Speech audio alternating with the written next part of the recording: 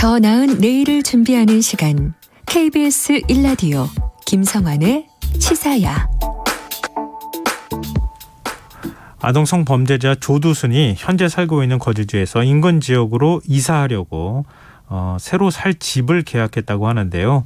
하지만 건물주는 조두순인지 몰랐다며 계약 파기를 주장하고 있다고 합니다. 이 계약 파기가 가능한 얘기인지, 또 흉악범 출소 때마다 이런 식의 사회적 논란이 계속 반복되고 있는데 대책은 없을지 이은의 변호사 연결해서 얘기 나눠보도록 하겠습니다. 변호사님 안녕하세요.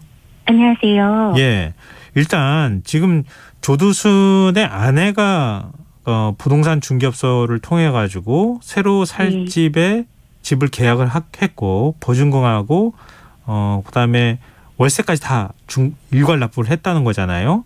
그렇죠. 보통 계약을 하게 되면 이제 계약 전체 이제 보증금의 한 10% 정도를 계약금으로 걸고 예. 이제 잔금을 나중에 치르게 되는데, 이 경우는 조금 이례적으로 그 계약을 할 때 금액을 다 완불한 그런 경우라고 합니다. 취소가 가능합니까, 이런 경우에? 이제 모든 계약이라는 게 예를 들어서 당사자 사이에 합의가 되면 뭐 취소가 안 되는 게 어디 있겠어요. 근데 지금 이제 문제는 이 임대인 쪽에서는 이걸 나중에 알고 취소를 하고 싶은데, 예. 지금 조두순 씨네 쪽에서는 전혀 이제 이걸 원하고 있지 않으니까, 이런 상황에서는 이제 법에서 인정하는 정당한 사유가 있어야 합니다. 예. 근데 이게 만약에 이제 혹시 이 전체 이제 그 임대차 보증금 중에 이제 뭐 10%의 계약금만 걸고 간 상황이라면, 예. 우리가 보통 이제 이걸 위약금이라고 부르는데, 네. 뭐 이제 임차인 쪽에서 취소하고 싶으면 이걸 포기하면 되고, 만약에 임대인 쪽에서 취소하게 하고 싶으면 2배를 물어주면 되는데, 예. 지금 이거는 완납이 된 거거든요. 예. 그러면 어떻게 된 거냐면 임대차 계약이 다 완성이 된 거예요. 예. 그러니까 이게 이제 취소나 뭐 무효가 되려면 예를 들어서 뭐 사기에 의한 의사표시 이런 건 취소가 될 수가 있는데, 이 사기가 되려면 고지 의무 있는 사람이 고지를 하지 않은, 그러니까 말을 하지 않은 정도의 기망이 있어야 해요. 네. 근데 이게 고지 의무가 그러면 있는 사안인가? 이제 이게 문제가 됩니다. 이 부분과 관련해가지고 오늘 저도 하루 종일 이제 뉴스를 봤어요. 중간중간 이렇게 보니 예. 약간 다들 의견이 좀 엇갈리긴 합니다. 그런데 이제 전반적인 것들은 이런 부분들이 있습니다. 이제 우리가 계약을 하면서 여기서 살기로 했는데, 여기서 뭐 내 가족이 몇 명이 살기로 했는지, 혹은 여기에 뭐 누가 나중에 또 추가로 살지, 이런 걸 이야기할 의무가 있는가? 이 부분을 딱히 고지의 의무로 보고 있지는 않거든요. 예. 그리고 이제 임대인 입장에서도 뭐 거꾸로 신상 공개된 성범죄자다. 그럼 누가 이런 사람이랑 사실 계약 체결을 하고 싶겠어요. 그런데 아동 청소년 이제 성보호 관련된 이런 법률들, 아청법이라고 우리가 이야기하는 법률에서는 신상 공개 대상자를 주택이나 이제 사회복지시설의 이용 같은 것들에 있어서 차별할 수 없도록 되어 있습니다. 예. 이걸 위반하면 거꾸로 처벌받아요. 1년 이하의 징역 또는 예. 500만 원 이하의 벌금에 처하고 있습니다.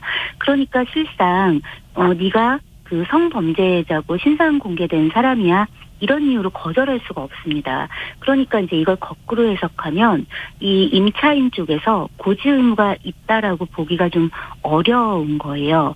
그래서 임대차 계약을 할 때 거주할 사람의 정보를 집주인에게 고지하지 않았으니까 네가 이건 사기야, 이렇게 말하기가 어려운 거죠. 근데 이제 일부의 이제 의견은 또 뭐 이걸 다 명시할 필요는 없지만 세간에 많이 알려져서 이제 막 이렇게 와서 사람들이 데모를 하고 뭐 집회를 하고 뭐 그러면 이거 다른 세입자들에게 피해가 예상되지 않냐, 그러면 이건 사전에 고지했어야 된다, 이제 이런 의견도 있습니다. 하지만 어쨌든 전반적으로는 이게 뭐 범죄로 알려져서 뭐 다른 세입자 피해가 예상되고 뭐 이러니까 뭐 안 돼라고 하긴, 그런 사람이 이제 어디서도 선뜻 받아들여지기는 어렵고, 그래서 이제 이 신상공개 대상자에 대해 차별할 수 없도록 법률이 또 규정하고 있고 이렇기 때문에 이 부분을 법원이 이런 계약을 이제 임대인 쪽에서 해지를 일방적으로 하는 걸 인정할지는 좀 요원해 보입니다.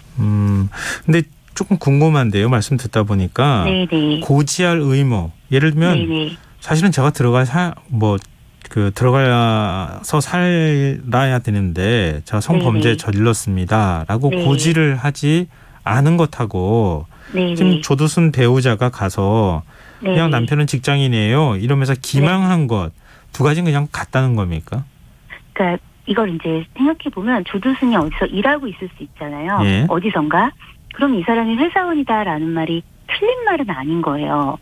그러니까 그 부인이 예를 들어 이들이 어딘가 이제 이 부부가 어디에 입주를 할 건데 내가 이 사람이 신상 공개되어 있는 좀 이런 성범죄자라고 해서 이 사람을 계약자로 내세워야 하느냐 그럴 의무가 없거든요. 네네. 그리고 이게 내 남편이 이런 사람이다라고 말할 의무가 있다라고 볼 것인가 그 부분이 좀 어렵지 않겠나. 그래서 네. 사실은 이제 요 지역에서 사실은 이제 이런 중개사 분들 사이에 명단이 돌았었대요. 예, 이 부부 예. 이름이. 예. 근데 이제 이번 경우는 이 중개하시는 분이 나이가 좀 많으셔가지고 이 부분을 못 받으신 거예요. 미처 챙기지를 못하신 상황에서 이런 일이 생겼고, 근데 그렇다고 해서 그걸 몰랐다고 해서 또 이게 그럼 중개인의 의무 위반이냐면 또 그렇게 보기는 좀 어렵다 보니까 네. 좀 여러 가지로 좀 곤란한 상황이 임대인분 입장에서는 좀 곤란한 상황이 그러네요. 발생한 것이죠. 법률적으로는 계약을 일방적으로 파기하기는 참 쉽지 않은 상황이다. 네. 이런 말씀이신데요. 네. 지금 연쇄 성폭행범 박병화 역시 네. 가족의 위임장 없이 박병화 도장만으로 대리 계약을 했다고 하던데요. 네. 네. 이런 경우에는 어때요? 근데 사실 이것도 마찬가지입니다. 왜냐하면 이제 대리했지만 대리인이 아닌 것처럼 한 게 아니라 우리가 위임받았어요 했는데 위임장이 지금 첨부되지 않은 그런 상황이라고 이제 알려져 있거든요. 예. 근데 이 위임이라는 건 이제 위임하는 사람과 위임받는 사람 간에는 이걸 꼭 종이로 계약할 필요가 없어요.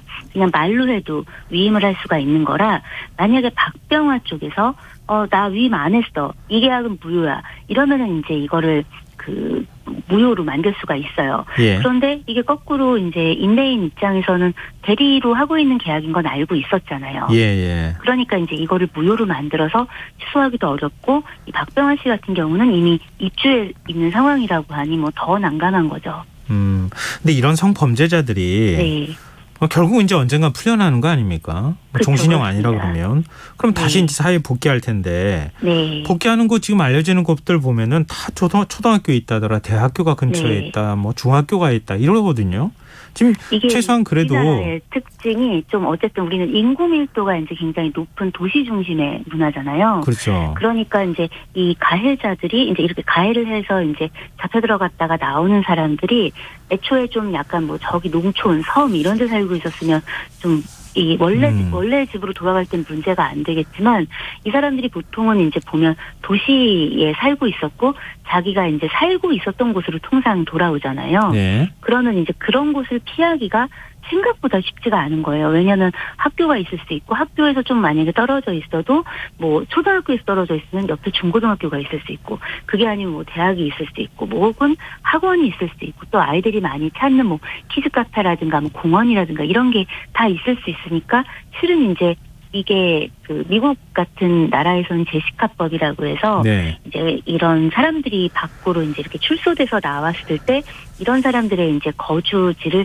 제한하는 법률이 있는데 이게 미국은 아파트 중심의 문화라든가 이제 도시 중심의 문화라기보다는 좀 이렇게 평평한 곳에 한마디로 단독주택이 쭉 있는 그런 구조의 삶의 이제 모습을 띠고 있다면 네. 우리는 좀 다른 구조의 모습을 띠고 있다 보니까 예. 이 부분이 어렵고 게다가 이제 이런 보호수용 시설과 관련해서는 예전에 이제 하도 막 문제가 보호관찰소 같은 것들이 네. 이제 문제가 되면서 이제 사회가 민주화로 급격하게 이제 변화할 때 요런 수용과 관련된 이제 출소를 하고 난 다음에도 수용하는 어떤 제도를 그냥 아예 없애버렸어요. 그러니까 수정 보완하는 게 아니라 아예 없애버리다 보니까 어떤 법률에서 이게 위헌이야. 그래서 없애겠어. 해가지고 이제 없애고 나면 그걸 새로 만드는 건 굉장히 어렵습니다. 그래서 아마 도입을 하더라도 동의를 받아서 입소하게 되는 이제 시설로 이제 그런 식으로 자리 잡게 될 확률이 높은 현재 이제 우리 사회의 문제는 그런 문제가 있고 다만 약간 혜택을 주는 것처럼 보인다 하더라도 네. 우리 국민들이 많이 불안해하고 여러 가지 재범의 우려가 높다면 그런 사람들이 뭐 그 가족들과 함께 어쨌든 떨어져서 살 수 있도록 그러니까 그 사람들로부터는 좀 이 위험을 줄 수 있는 사람들로부터는 떨어져서 지낼 수 있는 곳에 주거와 뭐 직장을 마련해 주는 그런 적극적인 어떤 정책들을 지자체라든가 정부 부처가 나서서 좀 같이 협의해서 그런 제도들을 좀 보완해 나갈 필요가 있습니다. 네, 변호사님도 지적하셨지만 뭐 네. 아동성 범죄자나 연쇄성 네. 폭행범이나 아니면 또 네. 아주 강력범들이 있을 수 있잖아요. 네, 근데 그렇습니다. 출소할 때마다 사실 이렇게 논란이 된다는 건 뭔가 문제가 있는 거 아닙니까? 우리 맞습니다. 국민들이 지나치게 뭐 이런 거에 대해서 안전에 너무 민감한 거 아니냐 이런 문제를 얘기할 건 아니잖아요. 그러면 예. 그러면 어떤 방식으로든 대책을 만들어야지 되는 거지. 이 동네 가면 이 동네가 발칵 뒤집어지고 저 동네 가면 저 동네가 맞아요. 발칵 뒤집어지는 이런 상황이 언제까지 반복돼야 되느냐는 거죠. 국민들이 왜 불안한가를 들여다볼 필요가 있습니다. 그렇기 때문에 이 사람이 나온다 이런 식으로 이제 해가지고는 늘 나올 거 아니에요. 우리가 모르는 그렇죠. 지금 오늘 이 순간에도 어제도 그제도 누군가는 나오고 있었을 거란 말이죠.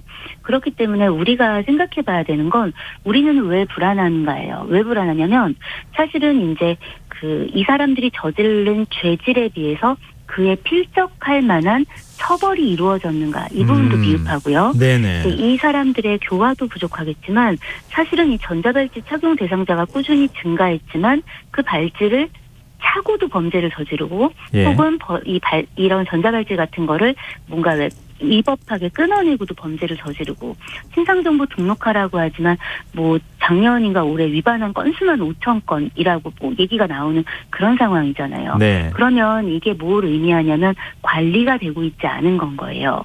그리고 왜 관리가 안 되어 있냐 바라보면은 법무부가 지금 보면은 이런 재범 우려가 있는 것에 대한 자료 구축에 대해서는 미흡하고 뭐를 해보려고 해도 보호관찰소 인력도 지금 관찰관 한 명이 18명을 감독하는 이제 그런 상황이라 지금 이번에 법무부가 이제 스토킹과 관련해서 강력범죄가 일어나면서 1:1 뭐 관찰하겠다, 고위험금 전담제를 시행하겠다 이렇게 말하지만 사실은 인력 증원이 쉽지가 않고 이 부분을 또 행안부가 받아주지 않아서 2023년도 예산안에는 아예 반영도 안 되어 있습니다. 예. 그러니까 이런 어떤 상황들을 바라보면 우리가 한 명 한 명 나오는 거에는 민감한데 이런 이제 전체적으로 이런 불안에 대해서 사회가 투자하고 조치해야 되는데 그런 것들이 이루어지고 있지 않고 실은 국민들은 그걸 피부로 느끼는 거예요. 막 저처럼 지금 우리는 이제 전문가니까 뭐 이렇게 수치를 이야기하고 말로 이야기하지만 국민들이 그렇게 하지 못한다 하더라도 그냥